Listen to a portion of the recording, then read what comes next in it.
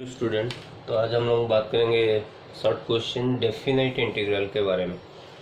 तो जैसे कि मैंने लिखा हुआ है कुछ इम्पोर्टेंट प्रॉपर्टीज़ जो तुम लोग का डेफिनाइट इंटीग्रेट सॉल्व करते वक्त यूज़ होगा।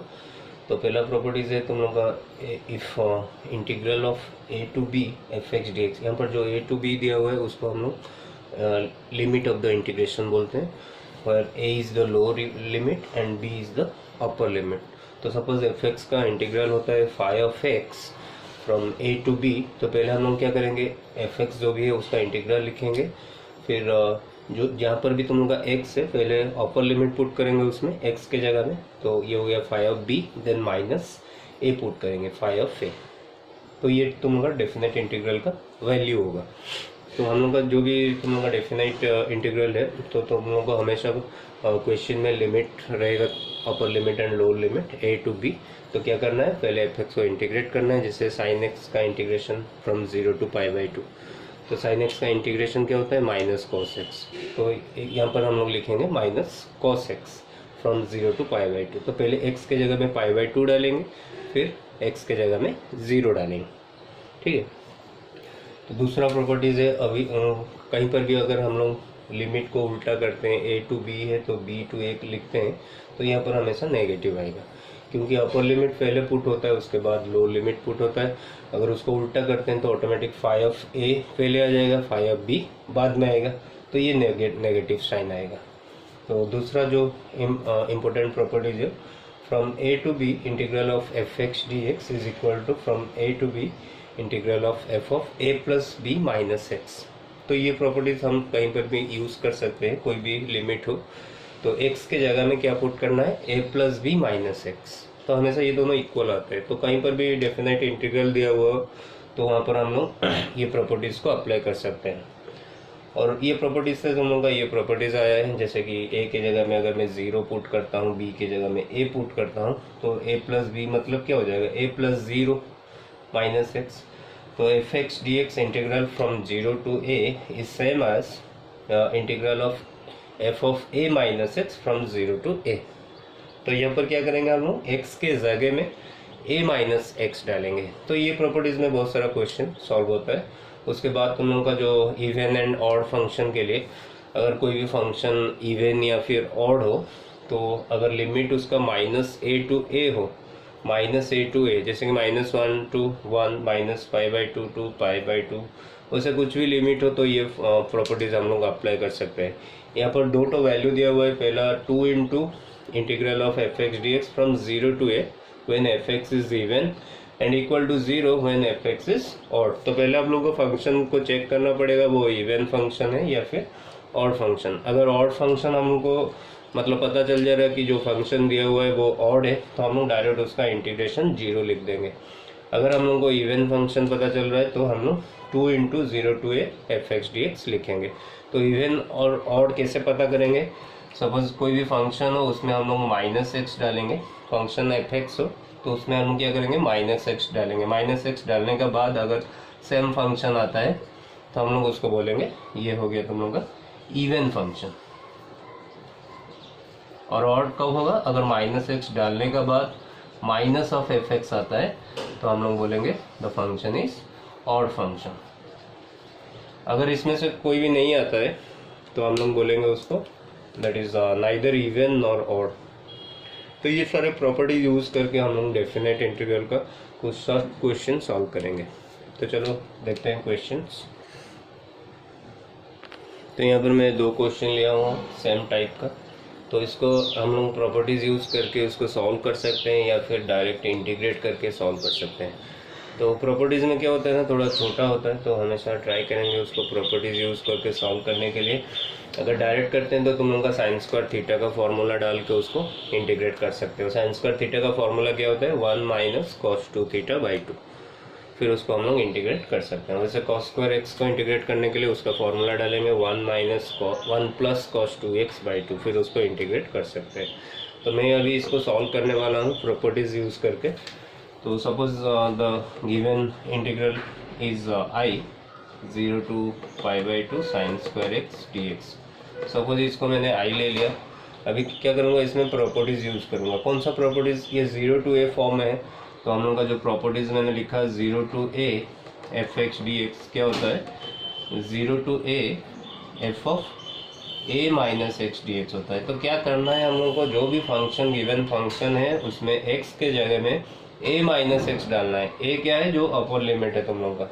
अगर क्वेश्चन हम लोग का 0 to a फॉर्म में रहता है तो हम लोग क्या करेंगे, जो भी गिवन फंक्शन दिया हुआ है उसमें हम लोग x के जगह में a माइनस एक्स डालेंगे। तो अभी हम लोग का फंक्शन क्या है, साइन स्क्वायर एक्स है।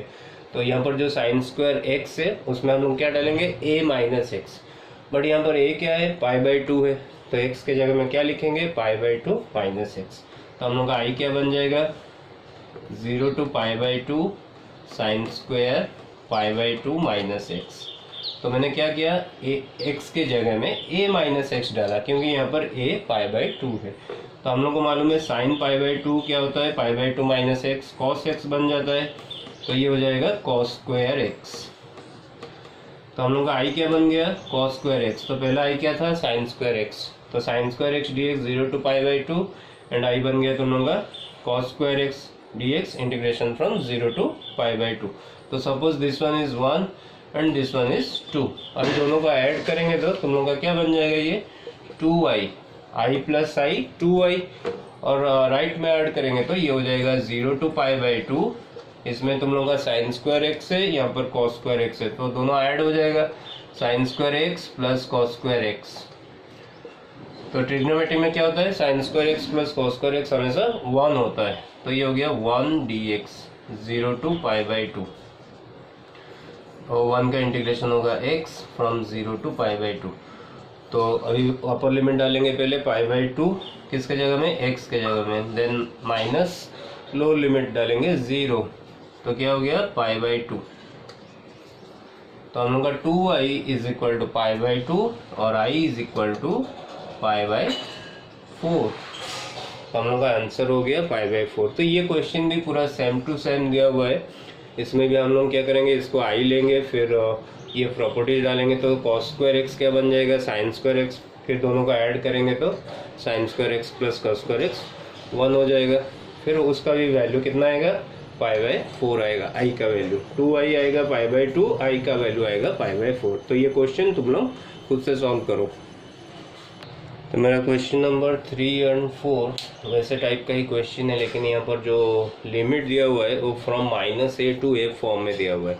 अच्छा, मेरा वीडियो थोड़ा लंबा चलेगा तो पेशेंस रख के पूरा देखो, तुम लोग का एग्ज़ाम में काम आएगा। ये सब क्वेश्चन शॉर्ट क्वेश्चन में आ सकता है, तो इसलिए वीडियो को पूरा देखो।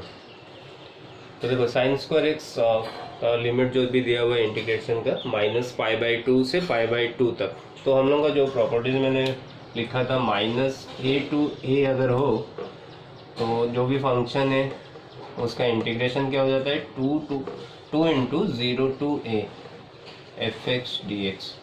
तो ये कब होता है, जब एफ एक्स हम लोग का इवन होता है, when f x is even. और इसका वैल्यू कितना हो जाता है, 0 हो जाता है। कब, जब एफ एक्स क्या होता है, ऑड होता है। तो हम लोग को पहले पता करना है कि जो फंक्शन साइन स्क्वायर एक्स है वो इवन फंक्शन है या फिर ऑड फंक्शन है। तो उसको कैसे पता करेंगे वो इवन है कि ऑड है। तो x के जगह में -x डालेंगे, अगर सेम फंक्शन आता है तो वो हो गया इवन, अगर minus of function same function आता है तो वो हो गया ऑड। तो here f x is equal to sine square x. तो मैं क्या करूँगा, इवन और चेक करने के लिए x के जगह में -x डालूंगा, तो ये हो गया साइन स्क्वायर -x। तो यहाँ पर sign square x, sine square of -x, तो हम लोग को मालूम है साइन ऑफ -x क्या होता है, minus sine x, but square है तो ये प्लस साइन एक्स हो जाएगा। तो ये हो गया प्लस साइन स्क्वायर एक्स, तो ये हो गया एफ एक्स। तो हम लोग -x डालने का बाद भी सेम फंक्शन आ रहा है, तो साइन स्क्वायर एक्स क्या हो गया, एक क्या हो गया, एक इवन फंक्शन हो गया। अभी जो मेरा इवन फंक्शन के लिए प्रॉपर्टीज क्या बोल रहा है, 2 into integration of f x d x from 0 to a। तो इसका जो इंटीग्रेशन हो जाएगा उसको हम लोग क्या लिखेंगे, -π/2 से π/2 sine square x d x is equal to 2 into 0 to π/2। तो ये प्रॉपर्टीज मैंने डाला, -a to a हम लोग का यहाँ पर π/2 दिया हुआ है। तो sine x sign square x d x. तो ये पिछला क्वेश्चन में हम लोग सेम क्वेश्चन फाइंड किए थे 0 to π/2 से sin square x dx। तो लास्ट क्वेश्चन का जो आंसर था क्या था, π/4 था। तो 2 × π/4 तो ये हो जाएगा π/2। तो इसको तुम लोग फिर से क्वेश्चन नंबर 1 देख के सॉल्व कर सकते हैं। तो मैं डायरेक्ट यहाँ पर पुट कर दे रहा हूँ 2 × π/4। तो लास्ट क्वेश्चन जो क्वेश्चन नंबर 1 मैंने सॉल्व किया था उसमें आंसर कितना आया था, ये क्वेश्चन था ना उसमें, तो आंसर कितना आया था π/4। तो मैं डायरेक्ट यहाँ पर पुट कर दिया π/4। तो 2 × π/4 = π/2। तो यहाँ पर आंसर क्या होगा π/2।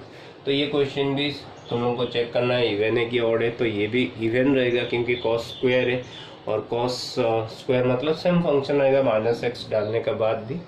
तो ये भी इवन फंक्शन होगा। तो इसका भी जो इंटीग्रेशन का वैल्यू आता है इसका जैसे हम लोग फाइंड किए थे, तो उसका भी π/4 ही निकला। तो 2 × π/4, तो इसका भी आंसर कितना होगा π/2। तो इसको तुम लोग घर से सॉल्व करो अपने से। अभी क्वेश्चन नंबर 5 और 6 बोथ का लिमिट जो दिया हुआ है हम लोग का -a to a फॉर्म में दिया हुआ है। तो यहाँ पर भी हम लोग इवन और ऑड चेक करेंगे। तो पहले sin qx को लेते हैं। Suppose fx = sin cube x। तो इवन और चेक करने के लिए क्या करेंगे, -x डालेंगे x के जगह में। तो -x को क्या होगा, तो sin क्यूब -x और sin -x का होल क्यूब। तो हम लोग को मालूम है sin -x क्या होता है, -sin x होता है। तो -sin x का होल क्यूब मतलब -sin क्यूब x। तो फंक्शन मेरा क्या था, sin क्यूब x था। तो ये हो गया -f(x). तो हम लोग का f(-x) = -(f(x)। मतलब ये क्या हो गया, ऑड फंक्शन हो गया। तो this one is an odd function. तो इसका जो वैल्यू होगा वो हो जाएगा 0। तो हम लोग को और कुछ इंटीग्रेट नहीं करना है। हम लोग को पता चल गया ये ऑड है फ्रॉम -a to a। तो इसका इंटीग्रेशन हम लोग डायरेक्ट लिखेंगे 0। अभी इसको चेक करते हैं। यहाँ पर fx क्या है, x × cos² x। तो ये हो गया -x पुट करने पर -x × cos² -x। तो ये -x × cos² x। देखो cos में क्या है, cos में जो नेगेटिव होता है वो हमेशा पॉजिटिव हो जाता है। जैसे cos -θ इज ऑलवेज cos θ। तो cos -x क्या होगा, cos x हो जाएगा। तो उसका स्क्वायर क्या होगा, cos² x। तो यहाँ पर भी हम लोग को -f(x) मिल रहा है। तो ये भी क्या हो गया, ऑड फंक्शन हो गया। तो इसका भी इंटीग्रल क्या होगा, 0 होगा। तो क्वेश्चन नंबर 7 में तुम लोगों का 0 to a फॉर्म में दिया हुआ है। तो उसको प्रॉपर्टीज डाल सकते हैं, बट विदाउट प्रॉपर्टीज में ये जल्दी हो जाएगा क्योंकि tan² को हम लोग sec² x -1 लिख के उसको डायरेक्ट इंटीग्रेट कर सकते हैं। और ये भी डायरेक्ट फार्मूला में है, 1/1 + x² इज किसका डेरिवेटिव होता है, tan इनवर्स x का। तो इसका इंटीग्रल क्या होगा, tan इनवर्स x। तो ये दोनों क्वेश्चन हम लोग डायरेक्ट इंटीग्रेट करके लिमिट पुट करेंगे। तो tan² x उसको हम लोग लिखेंगे sec² x -1 0 to π/4। तो sec² x का इंटीग्रेशन क्या होता है, tan x होता है, और 1 का इंटीग्रेशन क्या होता है, x होता है, फ्रॉम 0 to π/4। तो अभी π/4 पुट करेंगे अपर लिमिट π/4। तो ये हो जाएगा tan π/4 -π/4। फिर हम नेगेटिव लेंगे, अभी 0 डालेंगे x के जगह में। तो ये हो जाएगा tan 0 -0। तो tan π/4 मतलब tan 45 डिग्री। तो उसका वैल्यू कितना होता है, 1 -π/4। और ये tan 0 कितना होता है, 0 -0। तो आंसर इज 1 π/4। ना क्वेश्चन नंबर 8। तो ये पूरा डायरेक्ट तुम लोग का फॉर्मूला में है, 1/1 + x²। उसका इंटीग्रल होगा tan inverse x from 0 to 1।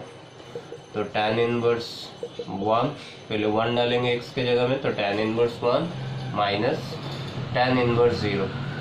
तो tan इनवर्स 1 का जो वैल्यू होता है कितना होता है, π/4 होता है, क्योंकि tan π/4 is 1। So tan inverse 1 is π/4।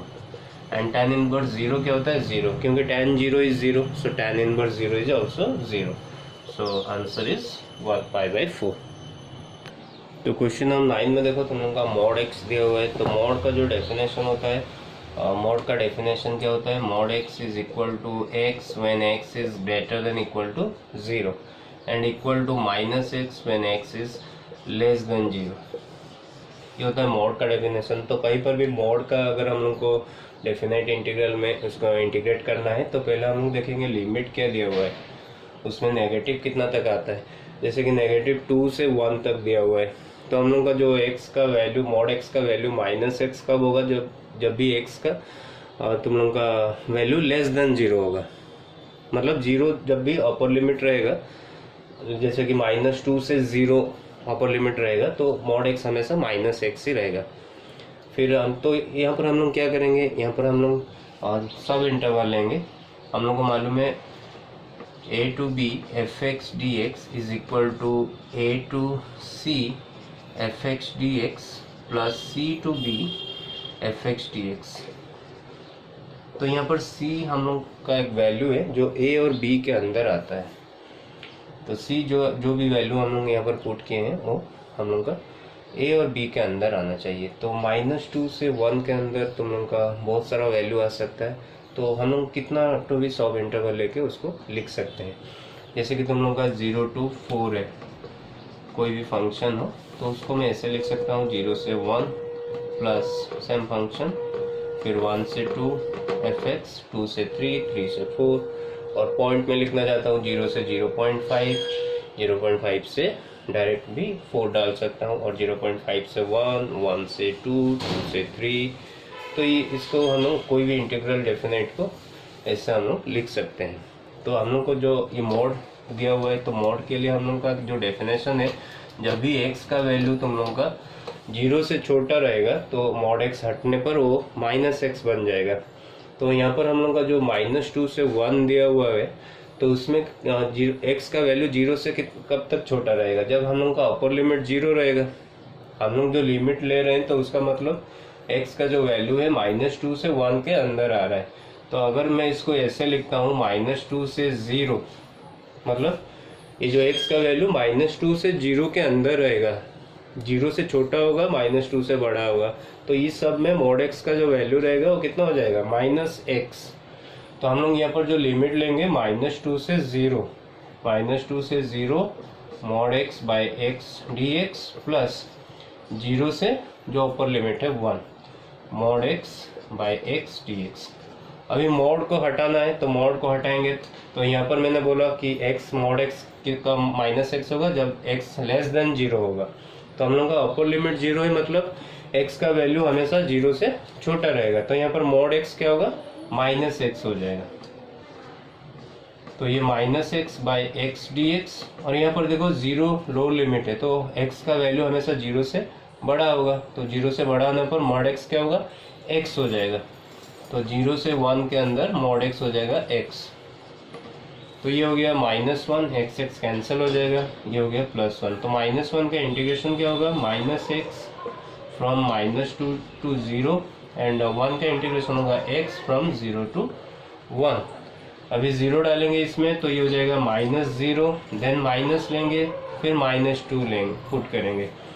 तो पहले अपर लिमिट पुट किए -0, फिर माइनस लेंगे, माइनस ऑफ -2 +2, ये हो गया 1 -0। तो आंसर कितना होगा, -2 + 1 और इक्वल टू -1। फिर क्वेश्चन नंबर 10 में देखो, ये तो डायरेक्ट इंटीग्रेट हो जाएगा। e टू -x का इंटीग्रेशन क्या होता है, minus of e to -x from 0 to ∞। तो पहले इन्फिनिटी डालेंगे, -e⁻∞, फिर माइनस प्लस e⁻0। तो e⁻∞ क्या होता है, 0 होता है। 0 प्लस e⁻0 कितना होता है, 1। So answer is 1। e⁻∞ क्यों 0 होता है, क्योंकि तुम लोग का हम लोग को मालूम है इन्फिनिटी यहाँ पर हम लोग एक लार्ज नंबर को कंसिडर कर रहे हैं। तो e का पावर जब बड़ा होगा तो उसका वैल्यू भी बहुत बड़ा हो जाएगा। तो e⁻∞ टेंड्स टू इन्फिनिटी। तो e⁻∞ क्या होता है, 1/e⁻∞।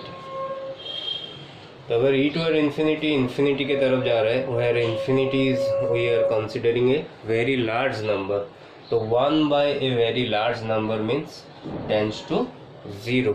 तो e to the power minus infinity का वैल्यू कितना लिखेंगे 0। तो ये हो गया 0, ये हो गया e to 0 is 1, so answer is 1। तो और कुछ क्वेश्चन में मेरा नेक्स्ट वीडियो में बनाऊंगा, तो उसको भी वॉच करना। तो इस यहाँ से मैं कंटिन्यू करूँगा, तो और 10-15 तो क्वेश्चन में सॉल्व करूँगा डेफिनेट इंटीग्रल का, तो उसको तुम लोग देखना। इसको मैं पार्ट 1 में दे रहा हूँ, तो उसको पार्ट 2 में दूंगा, तो दोनों वीडियो को देख लेना, ठीक है। Thank you.